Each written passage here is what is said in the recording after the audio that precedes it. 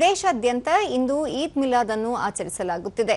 ಇಸ್ಲಾಂ ಧರ್ಮದ ಪ್ರವಾದಿ ಹಜರತ್ ಮೊಹಮ್ಮದ್ ಪೈಗಂಬರ್ ಅವರ ಜನ್ಮದಿನವನ್ನು ಈದ್ ಮಿಲಾದ್ ಹಬ್ಬವನ್ನಾಗಿ ಆಚರಿಸಲಾಗುತ್ತಿದ್ದು, ಅದರ ಅಂಗವಾಗಿ ಮಸೀದಿಗಳನ್ನು ವಿಶೇಷವಾಗಿ ಅಲಂಕರಿಸಲಾಗಿದೆ. ವಿಶೇಷ ಪ್ರಾರ್ಥನೆ ಹಾಗೂ ಪವಿತ್ರ ಖುರಾನ್ ಪಠಣ ಮಾಡಲಾಗುತ್ತಿದೆ.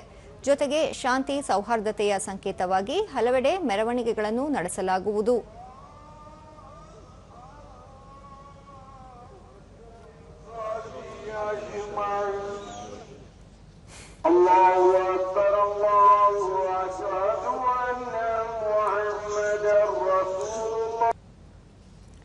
ರಾಷ್ಟ್ರಪತಿ ದ್ರೌಪದಿ ಮುರ್ಮು ಅವರು ಈದ್ ಮಿಲಾದ್ ಅಂಗವಾಗಿ ದೇಶದ ಜನತೆಗೆ ಶುಭ ಕೋರಿದ್ದಾರೆ.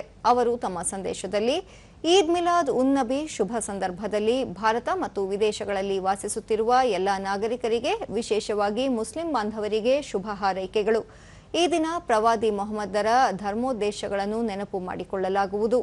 ಅವರ ಬೋಧನೆಗಳು ಧರ್ಮನಿಷ್ಠ ನಡವಳಿಕೆ ಮತ್ತು ಕರ್ತವ್ಯ ನಿಷ್ಠೆಯ ಮಾರ್ಗವನ್ನು ಅನುಸರಿಸಲು ನಮಗೆ ಸ್ಫೂರ್ತಿ ನೀಡುತ್ತವೆ ಎಂದು ಹೇಳಿದ್ದಾರೆ. ಉಪರಾಷ್ಟ್ರಪತಿ ಸಿಪಿ ರಾಧಾಕೃಷ್ಣನ್ ಈದ್ ಹಬ್ಬಕ್ಕೆ ಶುಭಾಶಯ ಕೋರಿದ್ದಾರೆ. ಅವರು ತಮ್ಮ ಸಂದೇಶದಲ್ಲಿ ಈದ್ ನಮಗೆ ಕರುಣೆ, ಸಾಮರಸ್ಯ ಮತ್ತು ಪರಸ್ಪರ ಗೌರವದ ಮೌಲ್ಯಗಳನ್ನು ಎತ್ತಿ ಹಿಡಿಯಲು ಮತ್ತು ಸಹೋದರತ್ವದ ಬಂಧಗಳನ್ನು ಬಲಪಡಿಸಲು ಸ್ಫೂರ್ತಿ ನೀಡಲಿ ಎಂದು ಹೇಳಿದ್ದಾರೆ. ಪ್ರಧಾನಿ ನರೇಂದ್ರ ಮೋದಿ ಈದ್ ಹಬ್ಬಕ್ಕೆ ಶುಭ ಕೋರಿದ್ದಾರೆ. ಅವರು ತಮ್ಮ ಮಾಧ್ಯಮ ಪೋಸ್ಟ್ನಲ್ಲಿ ಈದ್ ಹಬ್ಬ ಜಗತ್ತಿನೆಲ್ಲೆಡೆ ಆನಂದ ಮತ್ತು ಒಗ್ಗಟ್ಟನ್ನು ಮೂಡಿಸಲಿ, ದಯೆ ಮತ್ತು ಸಮಾಜಕ್ಕೆ ಮರಳಿ ನೀಡುವ ಮನೋಭಾವವನ್ನು ಹೆಚ್ಚಿಸಲಿ ಎಂದು ಆಶಿಸಿದ್ದಾರೆ.